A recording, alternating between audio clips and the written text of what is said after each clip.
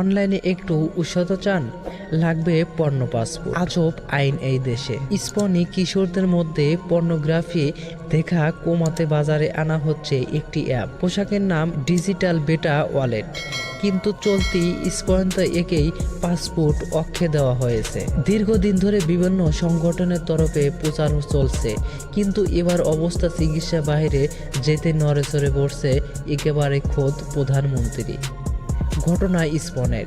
একদিকে ইউরোপ মঞ্চে তুফান চলছে স্পনের ফুটবল দল, জার্মানিকে উড়িয়ে সেমিফাইনালে পৌঁছে গিয়েছে, কিন্তু ঘরে সম্পূর্ণ নতুন একটা সমস্যার মুখোমুখি হয়েছে স্পন। দালেউনা ফয়েন্সটা বলে এক পর্নোগ্রাফি বিরুদ্ধে সংগঠনের রীতিমত সমীক্ষা করে দিয়েছেন।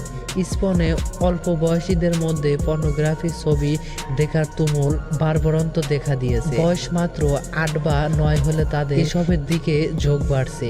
দেশের কিশোরদের মধ্যে 11 থেকে 13 বছর বয়সী অর্ধেক পর্নোগ্রাফির নীল দুনিয়া আসক্ত। নাবালকের যৌন হিংসার ঘটনা জড়িয়ে পড়ার ঘটনাও বাড়ছে। গত 5 বছরে নাকি তাকে 116% বৃদ্ধি দেখা দিয়েছে। সরাসরি এই খবর গিয়ে পৌঁছেছে স্পনের প্রধানমন্ত্রী পেদ্রো সায়েন্সের দরবারে। তথ্য দেখে চক্ষু চড়ক গাছ। প্রধানমন্ত্রী স্থানীয় সংবাদ মাধ্যমে বলেছেন, মারাত্মক ঘটনা। 15 বছরের নিচে কিশোরদের অর্ধেক পর্নোগ্রাফিতে আসক্ত। এতে সহায়তা হয়ে উঠছে স্পনের প্রশাসন।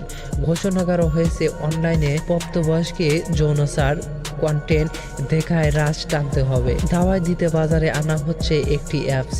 পোশাকি নাম ডিজিটাল বেটা ওয়ালেট, কিন্তু চলতি স্পন্ত পাসপোর্ট একা দেওয়া হয়েছে। এই অ্যাপের মাধ্যমে সবার আগে দেখা হবে যিনি পর্নোগ্রাফি দেখেছেন, যার বয়স 18 বছরের উপর কিনা। যেটি দেখার জন্য স্পনের সরকারের তরফে ইস্যু করা 5টি আইডেন্টি কার্ডের মধ্যে একটি দেখাতে হবে, যার মধ্যে পড়ছে স্বাস্থ্য বিষয়ক পরিচয়পত্র, ড্রাইভিং লাইসেন্স, রেসিডেন্স কার্ড বা পাসপোর্ট। যদি 18 বছর ঊর্ধ্বে বলে গ্রাহকের ব্যাপারে নিশ্চয় হওয়া যায়। যদি 18 বছরের ঊর্ধ্বে বলে গ্রাহকের ব্যাপারে নিশ্চিত করা যায়, তাহলে তার জন্য বরাদ্দ হবে প্রতি মাসে 30 করে পর্নো ক্রেডিট। যৌন কন্টেন্ট দেখতে গেলে এই ট্রেন্ডিংয়ে ব্যবহার করতে হবে। বিরোধীরা অনেকেই বলেন ব্যাপারটা মাত্র জটিল হয়ে যাচ্ছে, কিন্তু স্পেনীয় প্রধানমন্ত্রী সানচেজ ও তার পরিষদরা বলেছে আপাতত এছাড়া উপায় নেই।